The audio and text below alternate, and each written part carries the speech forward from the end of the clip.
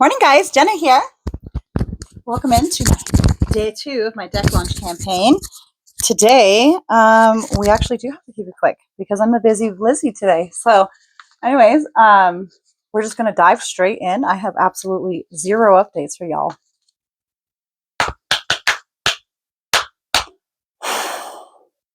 And we're just going to go ahead and see where it is we need to focus our energy for today.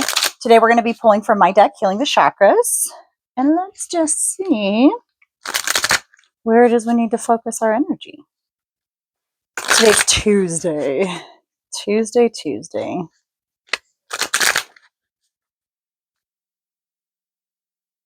Not quite as didgeridoo as Monday. Not quite as fun as Hump Day. Ooh, okay, these ones popped out. Looks like we've got 3. We've got the third eye, the crown, and the sacral chakra. Sacral chakra. I feel loved and can connect in my relationships in a healthy, equally reciprocated way that feels good to me. Crown chakra. I know I am one with source. My divine connection is crystal clear without interference. And our third eye chakra. I see how to unlock my dream reality by intentionally practicing aligned visualizations. From here, I can see all of the details I need to uncover. This is the key. Now, I feel like these two are very heavily connected, your crown and your third eye chakra today. Because, knowing that you are one with source and that your divine connection is crystal clear without interference. Once you can drop into that level, akin to where you would be at in a state of prayer or meditation, right? Once you're in there, then you can really see the visualization. And once you can see it, then you know how to actually start bringing it into this world or into reality. Instead of it being just a dream reality, you can bring it into your physical reality. But know that in your dream reality, when you drift off into that space, you are probably the closest with the divine that you can possibly be. So you really want to aim that your trajectory of your meditations accordingly, but also kind of let it wander on where it needs to be, because you can allow source to actually guide you to where it is, because you are one, all is one. So nonetheless. And then I feel loved and I can connect in my relationships in a healthy, equally reciprocated way that feels good to me. This is really all talking about balance, but really balance in your interpersonal relationships. It is very good not to overgive or overtake. Like, you have to have a healthy balance. And the way that you know if you have a healthy balance is if it feels good to you. If you are overextending yourself for a long period of time, it is going to make you feel drained and tapped out. Sorry, interruptions. It kind of threw me off my game, but it's kind of funny. We're talking about equally being reciprocated as one of my kids comes and is like, do, interrupting me. And he's like, and I'm like, I'm recording a video right now, right? I told everybody I was going to do this. And then, we have a really busy day, right? And he was like, hey, blah, blah, blah, blah, let's go, and I'm just like, hey, I'm doing this. And he's like, why would you do this right now when you know that we have to do it? And I was like, I told everybody I was doing this. This is important to me. It's something that I need to do, and I'm going to do it every day. And I just need like 5 minutes to do it, right? So as far as connecting in my relationships in a healthily, equally reciprocated way, something special to be spoken for if your parent-child relationship, because, let's face it, us parents, we will give everything to our children, so much to where we don't really have anything left for ourselves. But, it's really hard to teach your children how to care and nurture for themselves if you don't actually first set that example to care and nurture for yourself. The best way I can explain it is, if you want your children to have happy, healthy, fulfilled lives, then you need to have a happy, healthy, fulfilled life. Think of it as like filling out a bingo card. You have all of these little things that you want to achieve in your life. You fill out your bingo card, okay? And then they're going to be able to fill out their bingo card.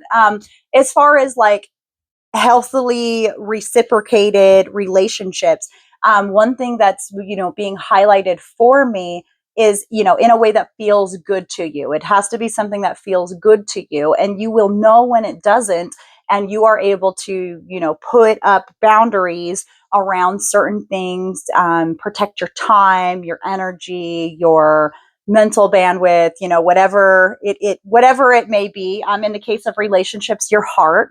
A lot of people are very different, and they feel things differently. And some people are like, dive right into the deep end. Some people are like, we tiptoe. It's something to where it's a matter of, the tiptoe person probably would not be comfortable with the deep dive person. These people are probably not equally reciprocated. The tiptoe would be the one who's just like a breadcrumber, and the deep dive would be the overgiver people pleaser. We often do see these dynamics a lot, but are they successful for our soul's journey in the long run?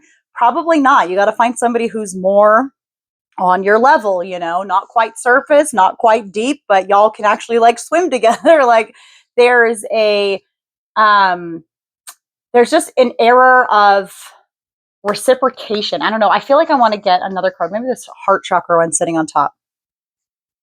Duh. Okay. You guys probably can't see it because it's backwards. I love being open to giving and receiving love freely and without any expectations. And that's why it's really important that as you are giving your love freely without any expectations, you're also making sure that people aren't like bleeding you dry, like, make sure it's reciprocal. Okay. We've also got 2 solar plexus cards just chilling right here. Maybe this was underlying energy, because I kind of feel like that was a lot. But anyways, we have 2 solar plexus cards. So I embody confidence in my ability to do the necessary work needed to bring abundance into my life. I have what it takes to create abundance. I have the motivation and drive I need to succeed, and I hold the wisdom necessary to take practical steps in achieving my goals. And yeah, and that's kind of like what it feels like today, especially with the whole, oh, why are you doing the video right now? I'm like, I just got to handle this real quick, 5-10 minutes, whatever. 3 minutes, like I said, was my goal, right?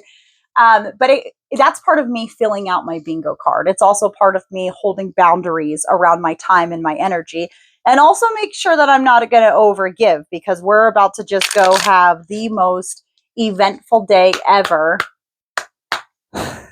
And I just, I kind of have this grumpy goblin inside of me that if I don't do my little daily quid pro quos, then, we're not operating at our best. And everybody is that way. And if you're not that way, I just truly think that you're not allowing yourself to be that way, because everybody has their core needs. So you have to make sure that you are filling up your own cup before you're pouring into others. And also make sure that you're not just always the one pouring into others, that others are also pouring into your cup. Like I said, you shouldn't always be the one who has to go from the surface to dive deep down to bring somebody back up to your level, or, go from where you're deep diving, go all the way to the surface level stuff. You should be able to be in an equally reciprocated way to where it feels good to you, where you're actually like having a good time, right? Because other than that, what's the fucking point? Okay, it's summertime. Go have a good time. It's Tuesday. Even if you've got to work hard, maybe you can play just as harder, or nap. But seriously, I love you guys. I hope this helps. Bye.